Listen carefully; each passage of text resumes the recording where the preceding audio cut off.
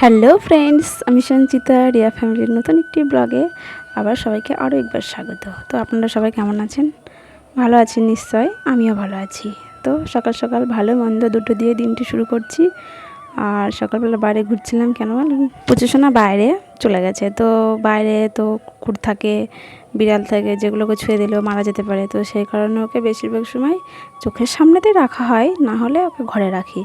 তো আজকে তো বাড়িতে কেউ বাড়ি নেই, তো আমি আছি, শাশুড়ি মা আছেন, মেয়ে আর হাজব্যান্ড। এই তো সবাই তো সবার কাজে ব্যস্ত। তো বাইরে বার হয়ে গেছে প্রচুর সোনা। তো মেয়েকে বলছে ওকে ঘরে রেখে দাও, তাহলে হয়তো কুকুর হয়তো খেয়ে নিতে পারে, দেখতে পারবো না, হয়তো আনমনা হয়ে থাকবো। তো মেয়ে ওই জন্য খরগোশটিকে ঘরে তোলার চেষ্টা করছে, কিন্তু ও পারছে না। তো শেষ পর্যন্ত আমি লাঠি দিয়ে একটু তাড়িয়ে ঘরে এনেছি।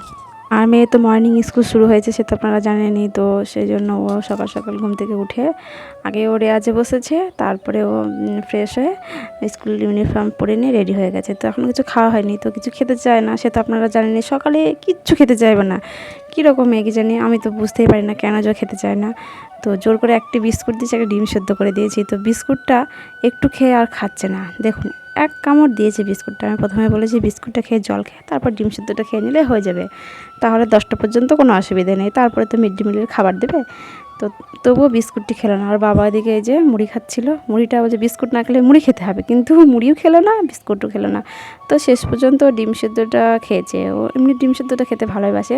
আর ওকে সবসময় আমি দেশি মুরগির ডিম দেওয়ার চেষ্টা করি। এটা দেশি মুরগির ডিম, পোলট্রির ডিম নয়। তো পোলট্রির ডিমটা অতটা খেতে চায় না, একটু মানে পানসে টাইপের লাগে। আর মুরগির ডিমটা বেশ সিদ্ধ খেতে একটু ভালো লাগে। তো মুরগির ডিমটা বেশ সুন্দরও খেয়ে নেয়, এটাতে আর না করে না গো। আর ওর বাবা ওদিকে এই যে মুড়ি তো খাওয়া হয়ে গেছে, চাও করে দিয়েছি, চাটাও খেয়েছে। তো বাবা ওদিকে দোকানে যাওয়ার জন্য রেডি হচ্ছে। তো মেয়েকে আমি রেডি করিয়ে দিয়ে ওকে স্কুলে পাঠিয়ে দেব, তারপরে রান্নাবান্না বসাবো। আর এদিকে ওর বোনও রেডি হয়ে গেছে, আর দাদাও রেডি হয়ে গেছে। তো এই যে দাদা আর বোন দুজনে ভারী খুনসুটি করবে, আবার সময়তে ভারী মিল করবে। তো যাই হোক, ওরা দুজনে স্কুলে যাচ্ছে, এদিকে ওর বাবাও দোকানে যাওয়ার জন্য রেডি। তো আমার কাজ হচ্ছে এখন রান্নাবান্নার দিকে যাওয়া। এই যে সময় এখন 7:45 বাজে। তো আমার এবার রান্নাবান্নাটা শুরু করতে হবে, না হলে হয়তো পরে আর মেয়ে বাড়ি আসবে স্কুল থেকে, তখন আর রান্না করতে একদমই ভালো লাগবে না। তো রান্নাতে ওই যে শাক বার করে নিয়েছি। আর ফ্রিজে কতগুলো আমড়া ছিল, মেয়ে এনেছিল কোনো গাছ থেকে, হয়তো ওর বন্ধুর গাছ থেকে, ওই যে বন্ধু আসে খেলতে ওদের গাছ থেকে। তো ভাবছি আমড়াগুলোর আজকে চাটনি করে ফেলবো, নাহলে অনেক কদিন হয়ে যাচ্ছে করা হচ্ছে না বেশ চাটনিটা। তো আজকে চাটনিটা করব। আর এখনকার সময় আম তো সবই পেকে গেছে, সে বেশিরভাগ আমি চাটনি করার মতো অতটা আমার বিক্রি করতে আসেও না, নেওয়া হয় না। তো সেই জন্য ভেবেছি আমরা চাটনিগুলোই করে দেবো। তো চলুন সবজিগুলো বনিয়ে ফেলি আগে। এদিকে আমার সমস্ত সবজি বানানো হয়ে গেছে। এটা হচ্ছে কলমির শাক ভাজা। আজকে দ্বাদশী বলে শাশুড়ি মা দ্বাদশী মানে একাদশী করেছিল, তো ওই জন্য কলমির শাক রেখেছি। আর এই যে টমেটোর চাটনি করব, মাছ দিয়ে আলু দিয়ে ঝোল হবে, পটল ভাজা, আলু ভাজা, একটু ডাল, একটু চাটনি, একটু পাঁপড় ভাজা, এগুলো রাখবো। তো রান্না করতে এসে আমি মানে ভাতটা আঁকাতে বসিয়ে দিয়েছি, চাল ধুয়ে দিয়েছি। আর প্রচণ্ড গরম, মানে বাইরে তো রোদের এক ফোঁটা রোদও নেই, অথচ বৃষ্টিও নেই, মানে প্রচণ্ড গরম লাগছে। তো আঁকার মানে উনুনের ধারে থাকতেই পারা যাচ্ছে না। তো ওই জন্য একটু বাইরে এসে বসেছি একটু হাওয়া খাওয়ার জন্য।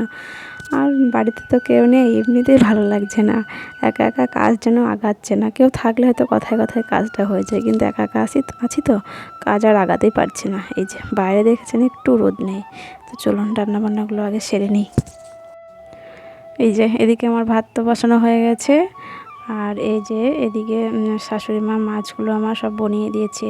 আর শাশুড়ি মার ইচ্ছেতে আজকে বাটা মাছই হচ্ছে, আমার শাশুড়ি মা বাটা মাছটা খেতে বেশি পছন্দ করে আর কি।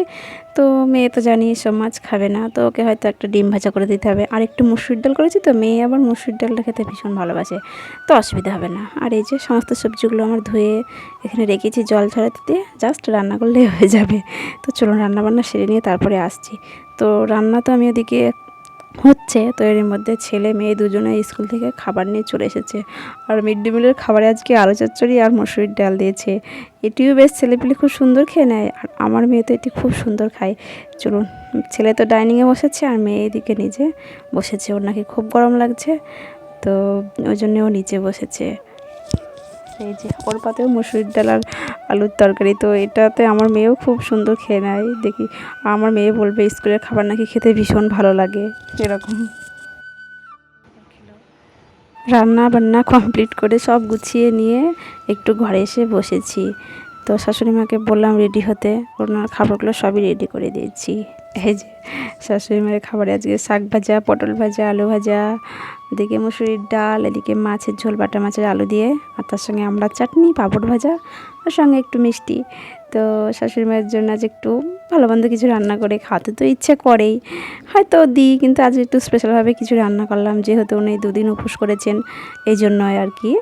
আর হচ্ছে কি, উপোস করেছে বলে শাশুড়ি মা বলে দিয়েছে সব কিছু হালকা হালকা করবে, আমি বেশি কিছু মানে রিচ খাবার খাবো না।